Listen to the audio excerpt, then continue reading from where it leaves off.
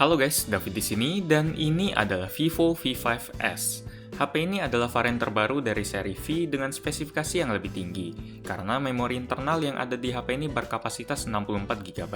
Desain HP ini juga diberikan beberapa perombakan sehingga bagian belakangnya kelihatan mirip sama Vivo V5 Plus. Sebelum kita bahas bagian desain dan performanya secara lebih detail, kita bahas dulu bagian kamera depannya yang selalu jadi andalan Vivo buat ngejual HP ini. Kamera depan yang ada di V5s menggunakan sensor 20MP Sony IMX376 yang ditemani dengan sebuah lampu flash yang disebut Vivo sebagai selfie soft light. Ketika digunakan dalam kondisi yang gelap, lampu ini memang ngasih perbedaan yang cukup jauh karena bisa bikin muka jadi kelihatan lebih jelas. Contohnya foto selfie di bioskop ini. Dipakai buat foto di luar ruangan pas malam-malam juga bagus. Berikut adalah beberapa contoh lain soal hasil selfie dari HP ini.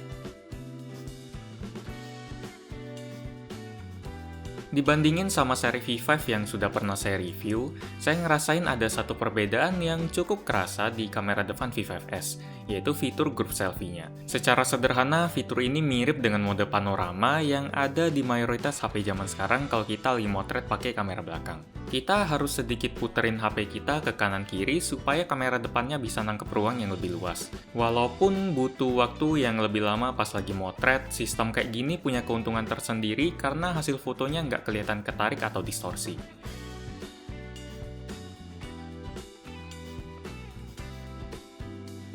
Di bagian belakang, V5s menggunakan kamera beresolusi 13MP dan berikut adalah hasil jepretannya.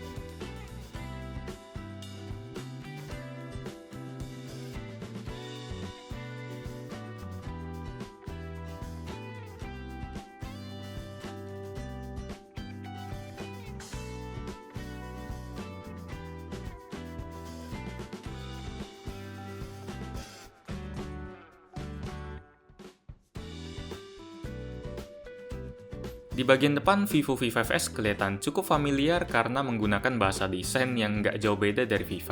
Di atasnya kita akan menemukan kamera 20MP, earpiece, sensor cahaya, sensor proximity, LED notifikasi, dan selfie soft light yang sudah kita bahas sebelumnya. Terus, di bagian depan bawah ada tombol home yang juga berfungsi sebagai sensor sidik jari yang kecepatan dan tingkat akurasinya bagus banget.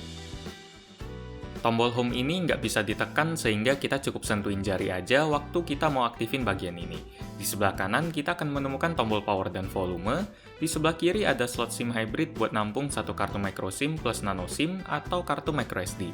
Di bagian atas nggak ada apa-apa dan di bagian bawah ada lubang jack 3,5 mm, lubang micro USB, dan speaker. Sementara di bagian belakang kita akan menemukan kamera 13MP, LED flash, dan logo Vivo.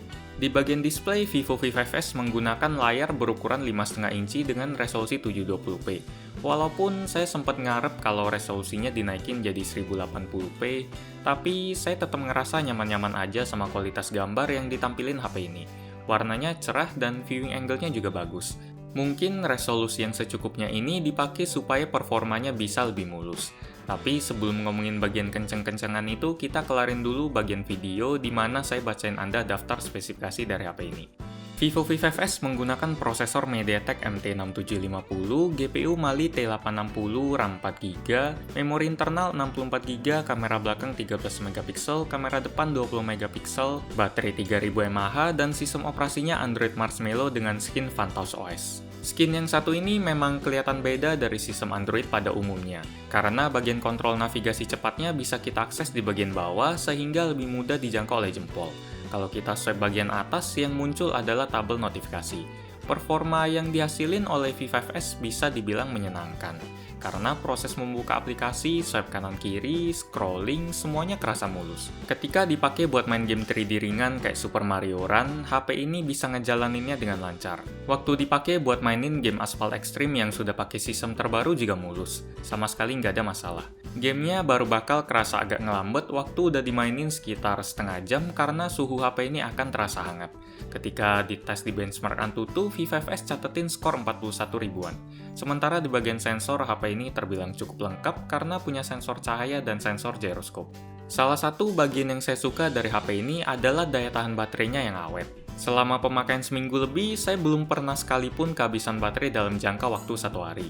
Dan perlu diingat, selama pemakaian HP ini, saya lumayan sering berada di luar rumah buat datengin acara launching HP lain. Sehingga intensitas pemakaian HP ini pun terbilang tinggi. Sayangnya, saya nggak bisa nemuin cara buat ngeliat durasi screen on time HP ini. Tapi kira-kira durasinya sekitar 5-6 jam. Kesimpulannya, Vivo V5s adalah sebuah HP yang memiliki kemampuan merata di semua bagian, kecuali kamera depannya yang ada di atas rata-rata. Kalau mau diibaratin, semua aspek yang ada di V5s ini dapetin nilai 7,5, dan kameranya dapat nilai 9 buat kelas harganya yang ada di angka 3,5 jutaan. Kalau ditambah dengan V5s ini, total saya udah nge-review HP Vivo selama 3 kali, dan kesimpulannya memang nggak jauh beda. Yaitu HP ini adalah HP yang cocok buat orang yang pengen HP dengan kemampuan merata. Kalau Anda minat dengan HP ini, link pre-ordernya sudah saya cantumin di bawah. Demikian review gadgetin untuk Vivo V5s. Like jika Anda suka dengan video ini, dislike jika tidak suka, dan jangan lupa subscribe buat ngeliat video-video kayak gini lagi. Terima kasih sudah menonton, dan kita ketemu lagi di video selanjutnya. Yuk!